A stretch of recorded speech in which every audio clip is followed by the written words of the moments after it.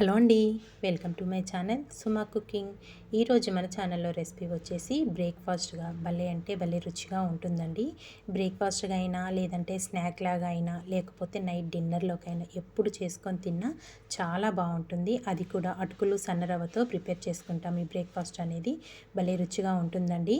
ఇప్పుడు అది మరి ఎలా ప్రిపేర్ చేసుకోవాలో వీడియోలోకి అయితే వెళ్ళిపోదామా. చాలా సింపుల్గా ప్రిపేర్ చేసుకోవచ్చు. దానికోసం ఫస్ట్ ఇక్కడ ఒక మిక్సీ జార్ తీసుకొని అందులోకి ఒక కప్పు వరకు సన్నరవ్వ వేసుకోవాలి. మనం ఉప్మా చేసుకుంటాం చూడండి, సుజీ రవ్వ అంటాము. ఆ రవ్వని ఒక కప్పు వరకు వేసుకొని ఒక కప్పు వరకు పెరుగు వేసేసుకోవాలి. పెరుగు కూడా వేసేసుకొని ఒకసారి ఇదంతా స్పూన్తో కలుపుకోండి. ఇలా కలిపేసుకొని ఇదంతా మెత్తటి పేస్ట్ లాగా గ్రైండ్ చేసేసుకోవాలి. ఇంకా వాటర్ ఏమి యాడ్ చేయాల్సిన అవసరం లేదు. కప్పు రవ్వకి ఒక కప్పు పెరుగు అయితే కరెక్ట్గా సరిపోతుంది. మీరు కావాలి అనుకుంటే మజ్జిగైనా వేసుకోవచ్చండి. ఇలా గ్రైండ్ చేసుకున్నదంతా ఇప్పుడు ఒక బౌల్లోకి అయితే వేసేసుకోవాలి. ఇంక ఇలా వేసేసుకున్నాక ఇదంతా ఒక్కసారి కలుపుకుందాము. ఇలా కలుపుకున్నది పక్కన పెట్టేసుకొని ఒక ఖాళీ బౌల్ తీసుకొని మనము ఏ కప్పుతోనైతే సన్నరవ్వ తీసుకున్నామో అదే కప్పుతో ఒక కప్పు వరకు అటుకులు తీసుకోండి. ఇవి వచ్చేసి నేను ఇక్కడ కొంచెం లావుగున్న అటుకులు తీసుకున్నాను. అకోలో అటుకులు అంటారండి, మనకు బయట సూపర్ మార్కెట్లో అయితే దొరుకుతాయి. ఇక్కడ తీసుకున్న అటుకుల్ని వాటర్ వేసేసుకొని ఒకసారి శుభ్రంగా కడిగేసుకోవాలి. అటుకుల్ని ఎక్కువసేపు వాటర్లో ఉంచకుండా ఒకసారి శుభ్రంగా కడిగేసుకొని వాటర్ మొత్తం పిండేసుకొని మనం గ్రైండ్ చేసుకున్న రవ్వ మిశ్రమం ఉంది కదా, అందులోకి వాటర్ పిండుకొని అటుకుల్ని మొత్తం వేసేసుకోవాలి. అటుకులు వేసుకున్నాక దీంట్లోకి సన్నగా కట్ చేసుకున్న ఉల్లిపాయ ముక్కలు, సన్నగా కట్ చేసుకున్న టమాటా ముక్కలు, సన్నగా కట్ చేసుకున్న పచ్చిమిర్చి, అలాగే కొత్తిమీర కరివేపాకు కూడా సన్నగా కట్ చేసుకొని వేసేసుకోవాలి. ఒక మీడియం సైజ్ ఉల్లిపాయ అయితే సరిపోతుందండి. ఇందులోకి వచ్చేసి మెయిన్గా మనకు టేస్ట్ ఇంకా బాగుండడానికి పచ్చి కొబ్బరిని చిన్న చిన్న ముక్కలుగా కట్ చేసుకొని వేసుకోవాలి. పచ్చి కొబ్బరి మీద ఉన్న బ్రౌన్ పార్ట్ తీసేసుకొని వైట్ పార్ట్నే చక్కగా చిన్న చిన్న ముక్కలుగా కట్ చేసుకొని వేసేసుకోండి. ఒక హాఫ్ టీ స్పూన్ వరకు జీలకర్ర, ఇందులో వచ్చేసి ఇంకా రుచికి సరిపడినంత సాల్టు, ఒక పావు టీ స్పూన్ వరకు గరం మసాలా వేసుకోండి. ఇంకొచ్చేసి ఒక పావు టీ స్పూన్ వరకు కారం కూడా వేసేసుకొని ఇంక ఇదంతా బాగా మిక్స్ చేసేసుకోవాలి. మనం వేసుకున్న ఉప్పు, కారం, మసాలా ఇదంతా చక్కగా మనం వేసుకున్న రవ్వ బ్యాటర్ ఉంది కదా, దాంట్లో కలిసే విధంగా అటుకులు కూడా వేసుకున్నాం కదా, అన్నీ బాగా మిక్స్ అయ్యే విధంగా కలిపేసుకోండి. చూసారు కదా, ఇంకా వాటర్ ఏమి యాడ్ చేయాల్సిన అవసరం ఏమీ లేదు. ఇదంతా ఇలా బాగా కలుపుకొని పక్కన పెట్టేసుకొని స్టవ్ పైన ఒక ప్యాన్ పెట్టుకొని ఒక 2 టేబుల్ స్పూన్ల వరకు ఆయిల్ వేసేసుకోండి.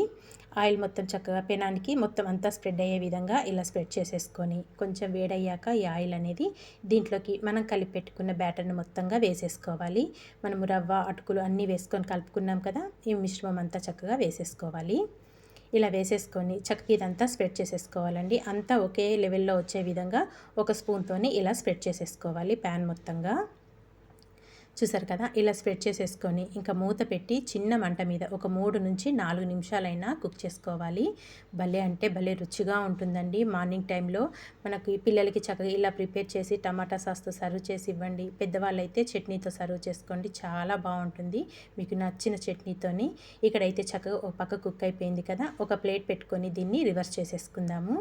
ఫ్రీగా వచ్చేస్తుందండి. చక్కగా ఇలా రివర్స్ చేసేసుకొని మళ్ళీ ఇంకో పక్కకు కూడా వేసేసుకోవాలి. ఇలా వేసేసుకొని మళ్ళీ స్టవ్ పైన పెట్టేసి మళ్ళీ చిన్న మంట మీద ఒక 3 నిమిషాలైనా మూత పెట్టేసుకొని కుక్ చేసేసుకుందాము. రెండో వైపు కూడా మంచి కలర్ వచ్చే వరకు కాల్చుకోవాలి.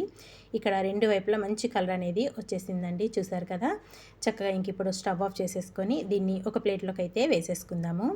ఇక్కడ నేను వచ్చేసి చాపింగ్ బోర్డ్ మీద అయితే వేసుకున్నానండి. మనం కూరగాయలు కట్ చేసుకుంటాం కదా, ఆ బోర్డు మీద వేసేసుకొని ఇంకా దీన్ని కొంచెం చల్లారాకైతే మీకు నచ్చిన పీసుల్లాగా కట్ చేసేసుకోవచ్చండి, మీకు నచ్చిన షేప్లో.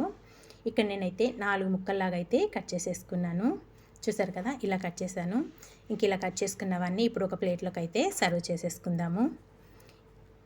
ఇక్కడ ఒక ప్లేట్లోకి అయితే ఇంకా సర్వ్ చేసేసుకొని పల్లీల పచ్చడైనా లేదంటే టమాటా చట్నీ, పిల్లలకైతే టమాటా సాస్తో సర్వ్ చేసేమండి, చాలా రుచిగా ఉంటుంది. మధ్య మధ్యలో కొబ్బరి ముక్కలు మనం తినేటప్పుడు పంట కింద తగులుతూ భలే రుచిగా ఉంటుందండి. బ్రేక్ఫాస్ట్గా అయినా, ఈవినింగ్ స్నాక్ అయినా, నైట్ డిన్నర్లోకైనా చాలా అంటే చాలా టేస్టీగా ఉంటుంది. కేవలం అటుకులు రవ్వతో ప్రిపేర్ చేసుకున్నాం కదా, హెల్తీగా టేస్టీగా చాలా బాగుంటుంది. మరి మీకు నచ్చిందా? నచ్చితే మీరు కూడా తప్పకుండా ట్రై చేసేయండి. Thank you for watching friends.